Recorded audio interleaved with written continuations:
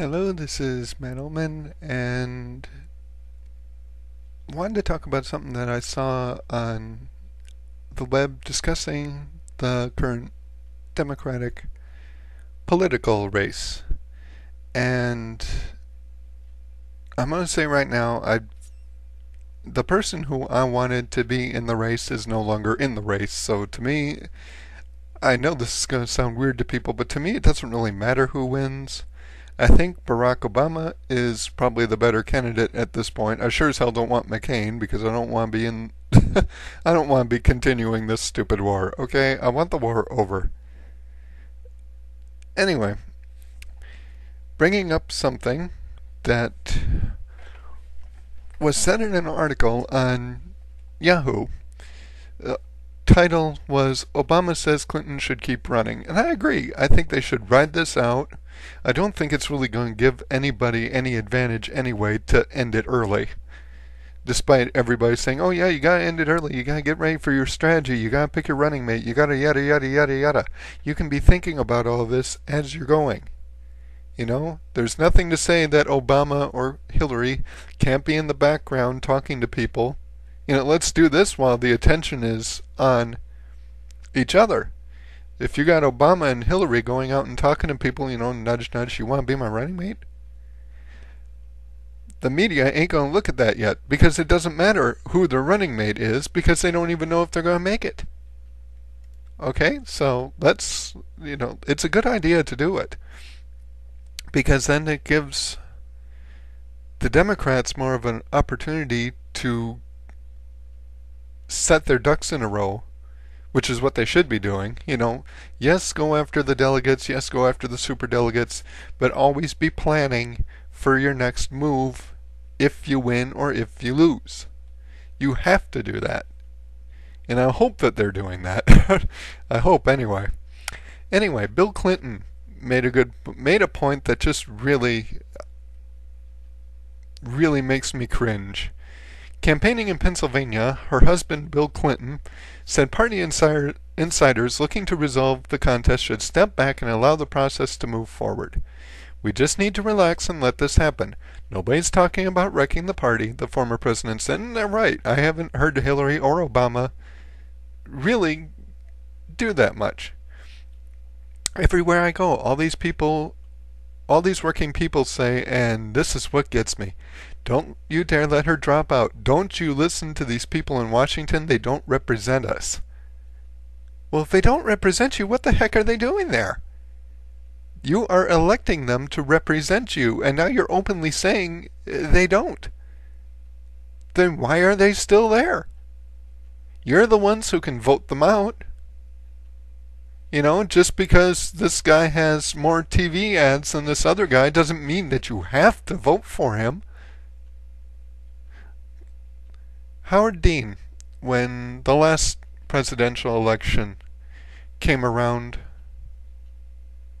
and Ron Paul now,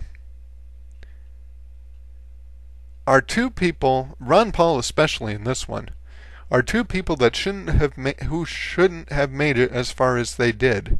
And Ron Paul, I mean, let's be honest, didn't make it past the starting gate, it doesn't look like. Which is sad because he's got a lot of wonderful ideas.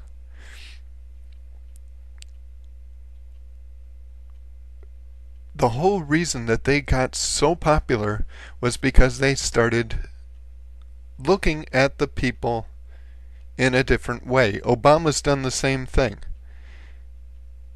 Look past the process because nobody trusts the process anymore.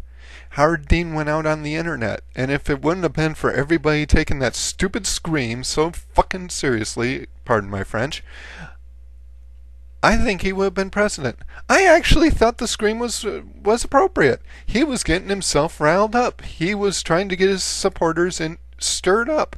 Well, okay, you know, is a battle cry forbidden now? Go tell that to a lot of the soldiers who are screaming as they're charging into battle. You know, I don't see the problem with it, but some people do. Yeah, me, right? We don't listen to them anyway. It just gets me to wondering if people are electing people that they don't trust to represent themselves, why are they electing them? Why are they even bothering to take part in the process? If all you know is, this guy's a Democrat, I'm voting for him. This guy's a Republican, I'm voting for him. What's wrong with you people? Okay, I don't get it. You're talking, well, of course, you're talking to the person, or a person who, and if he wouldn't have dropped out and then come back in, we would be calling him president, who voted for Ross Perot in 1992. A lot of you who probably don't remember that are like, huh?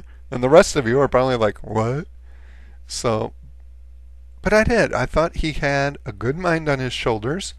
I thought that he had a lot of his facts straight. He had done a lot of homework. I didn't see the other two really doing that. I think it was Bush Sr. who was running again.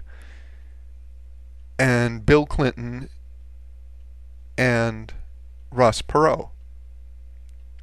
And I'll admit, in 1996, I didn't vote. I was disgusted with how the world was turning out.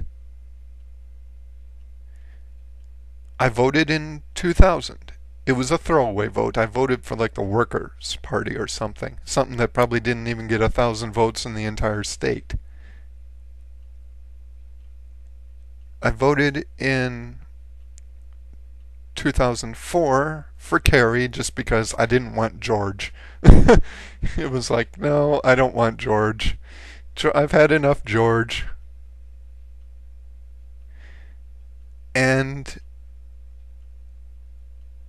I bitched Kerry out. Wrote to him, slammed him up one side and down the other the day that the election ended. Calling him a pansy, saying that he fought for nothing in the war if he didn't stay with the struggle. And I still believe that. I think he was a coward to back out of an election that we knew got stolen the first time, and everybody and their brother, I almost said it again, knew the second time had most likely been stolen. All we needed is somebody to stand up to it. But he wouldn't do it.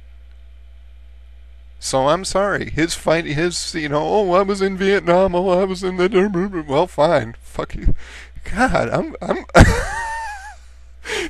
sorry about that. And when it gets to politics, I tend to get a little, shall we say, enthusiastic. The point is this. If you see somebody that you know is going to do better than the bigwigs that are getting all the money, vote for them. Help them. Go on YouTube like I am now. Talk about why you like them. Don't even need a webcam. If you've got a microphone, sit down with a microphone. Get a free media player. Cool Edit Pro is still out there. Somewhere. So... And record a little thing, put it up on Podomatic, put it up somewhere, even if you don't have those, you have fingers. I'm pretty certain of that, or you wouldn't be listening to me right now. Write. You'd be amazed at how many people read some of these things. Just make sure that you're writing well. Make sure that you write Make sure you write something you would want to read. And other people will want to. That's just how this works. There's always somebody who's just like you. They're out there on the net, and they may be the ones who are hovering. They may be the ones saying, I don't know, I just need something. You're the something. I'm the something. We're the ones who, if we bother to take a minute and put our ideas out and show people why we think them, then they may say, yeah, that makes sense. I think I will do it that way. RendellsRavings@yahoo.com if you want to get in touch with me. I'll put a link up to this story and y'all can read it for yourself. I'll might even make another one later today. I know it's been a while since I did one, and that's just, I had some ideas, I just didn't have the time to do them. So now I've got the time to do them. I'm going to get back into them again. I'll hopefully hear from at least some of you. If not, hey, at least all I ask is that I got you thinking. If I did that, I did my job. Take care.